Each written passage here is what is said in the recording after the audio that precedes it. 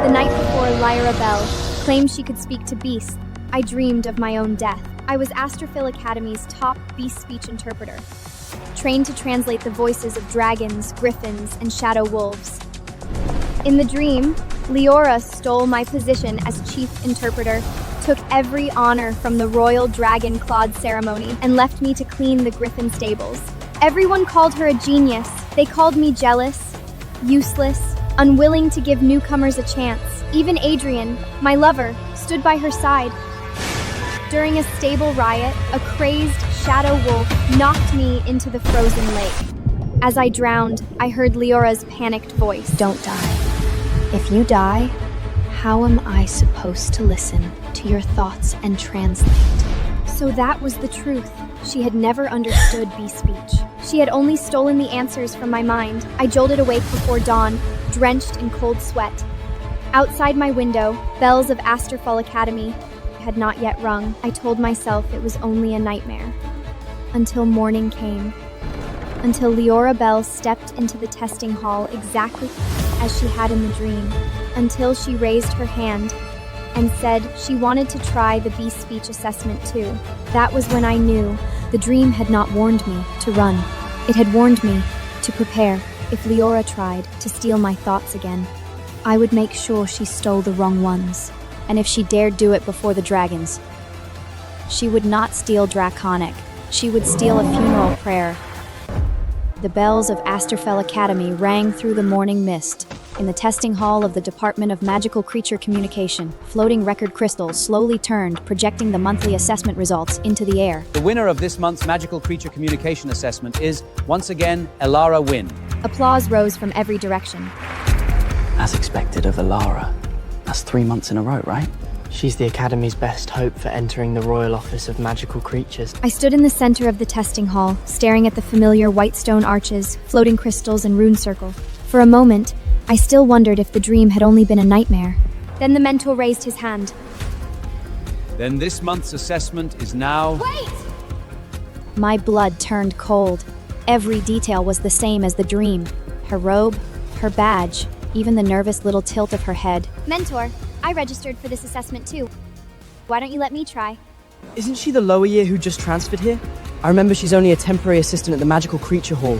Has she even finished basic beast speech? I know I started late, but this month I've been studying beast speech on my own. I feel like it isn't as hard as everyone says. Everyone thought Liora was dreaming. Only I knew this was the exact moment I had seen in the dream. This was where she publicly translated the languages of griffins, shadow wolves, and unicorns. This was where she became a genius in everyone's eyes. Adrian, I really did register. I know Liora has always been the best, and I would never dare challenge her position. I only want to learn.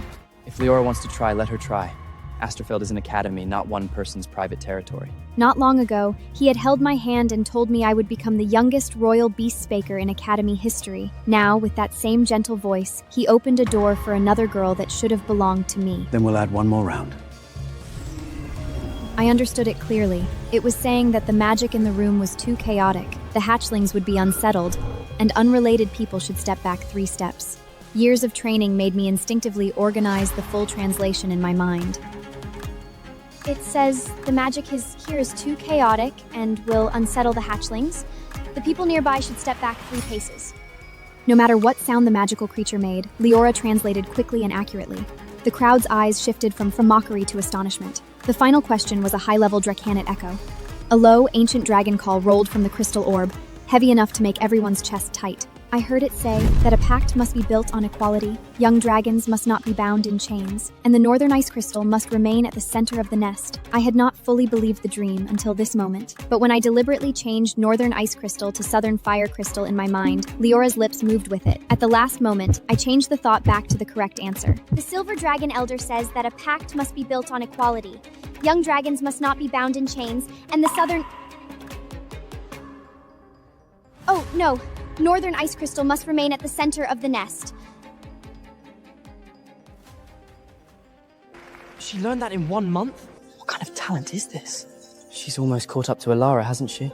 Liora, have you truly never received formal beast speech training before? No. I just feel that beast speech is simply understanding what magical creatures mean and telling everyone else, isn't it? Alora, I didn't mean it that way. Maybe I'm just younger, so my mental sensitivity is sharper. Please don't take it personally. Everyone's eyes on me immediately turned strange. I only smiled. Now I was certain. The dream had not only shown me the future, it had shown me Lyra's secret. She did not understand beast speech. She was only listening to my thoughts, and every time before she spoke, she stood within 3 paces of me. In the dream, I had thought she was nervous. Now I knew. That was the range of Echo Mine. If I accused her of using forbidden magic now, no one would believe me. They would only say I was jealous of a newcomer, so I needed a moment she could not deny. Ilara and Liora are tied. Then this month's winner... Adrian frowned. Liora raised her head with confidence and smiled at me.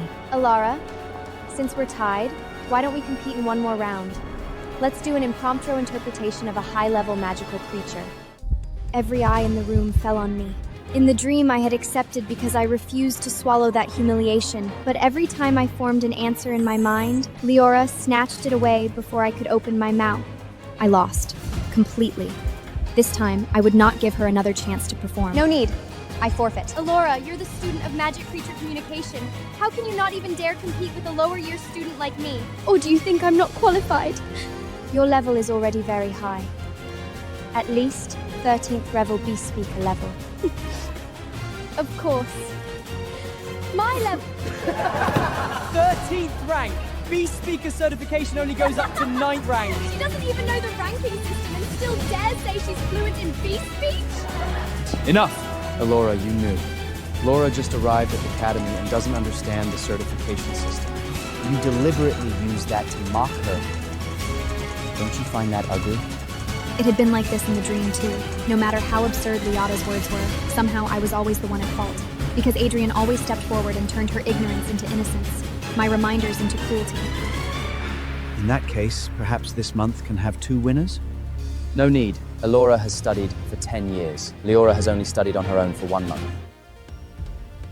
The winner of this month's Magical Creature Communication Assessment is Liora Bell. So this was my lover. He could not bear to let his childhood friend feel embarrassed, but he could let me become a joke in front of everyone. Ilara, since I've already proven myself, may I come along? Afternoon's Griffin Corps communication demonstration? No. Alara, I know you don't like me being close to Adrian, but I only want to learn, and I only want to help take some pressure off him. You can't deny me this chance. Just because he and I grew up together, can you? Alora, Liora and I are only old friends. Don't bring private emotions into academy affairs.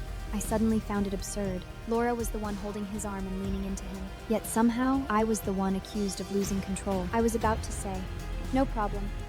She can come. Consider it a chance to broaden her experience. That afternoon, the Griffin Corps Communications demonstration was held at the North Tower training field. The one attending was Cassian, an envoy from the Royal Office of Magical Creatures. In the dream, I had always been the one responsible for this demonstration. I spent 3 days preparing notes on Griffin clan habits, border patrol commands, and Pact soothing phrases. After the demonstration, Envoy Cassian personally praised me for my precision and reliability. But this time, Liara came along. She stood behind me like an obedient observer. Miss Wynn, please interpret what it means. It was saying that the chain was too tight.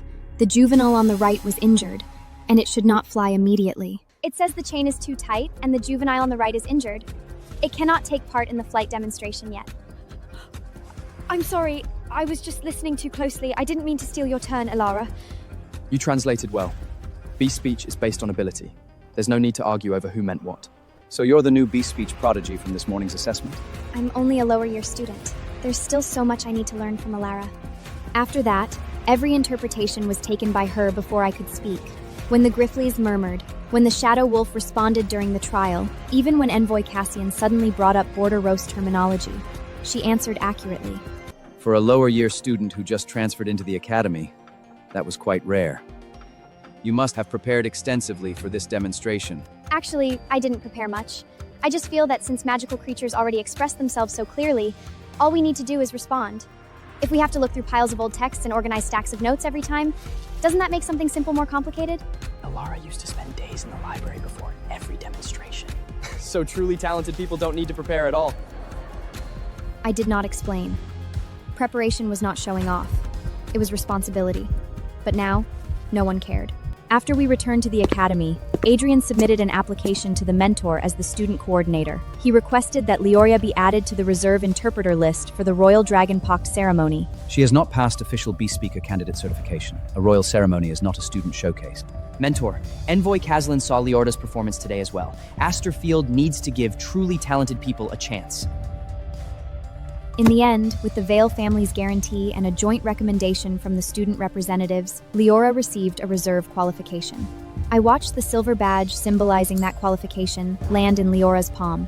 In the dream, it had taken me 7 whole years in the Department of Magical Creature Communication to receive that badge. Liora took only 1 afternoon. Liora walked up to me and waved the badge in front of my eyes. Sometimes, talent really isn't something hard work can make up for. I lowered my eyes, opened the Dragon Pact documents in my hands, and deliberately sighed as if troubled. You're right. Since you're enough, perhaps I shouldn't attend the Royal Dragon Pact ceremony after all. No! Just as in the dream, she panicked the moment I suggested staying away from the ceremony. Realizing her reaction had been too intense, her face stiffened for a moment. Then she forced out a smile. I mean, for such an important occasion, of course you should come, Elira. You're experienced. You can be there to check things for me. Check things for you? Leora's eyes immediately filled with tears. Please don't misunderstand. I only think we can learn from each other. Elora, why must you cling to one phrase? Liora is thinking of you. You will still accompany the group to tomorrow's Dragon Pact ceremony, but the chief interpreter will be decided by the mentor and me according to the situation. I looked at him quietly. Fine. I hope all of you can take responsibility for your choice. The next morning, the Royal Dragon Pact ceremony was held in the Academy's highest hall, the Starfall Hall. Envoy Cassiel sat on the left dais. Deputy Headmistress Selena represented the Academy Council on the right, and at the center of the hall lay a silver-white dragon. The Silver Dragon Elder, Aranthor. It was the Pact witness sent by the Northern Dragon clans. As long as today's interpretation went smoothly, Asterfell Academy would continue receiving joint authorization for the crown and the dragons. The student who completed the chief interpretation would also receive a direct recommendation to the Royal Office of Magical Creatures. In the dream, that opportunity should have been mine.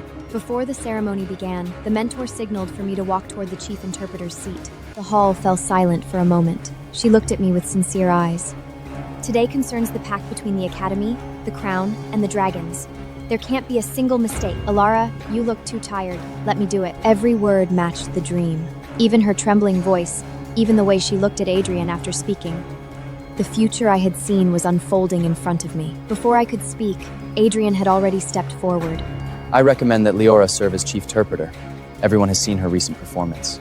For a situation that requires immediate response, she may be more suited than someone who has always relied on old texts and notes. The mentor's face changed. Adrian, the chief interpreter list was submitted to the Crown last night. Changing it at the last minute is against procedure. Mentor, the Crown cares about results. If Alarma performs poorly because of jealousy and pressure, who will bear the consequences? I lifted a hand and touched the dark shadows beneath my eyes from staying up to study. I had not slept for 7 days because of this ceremony.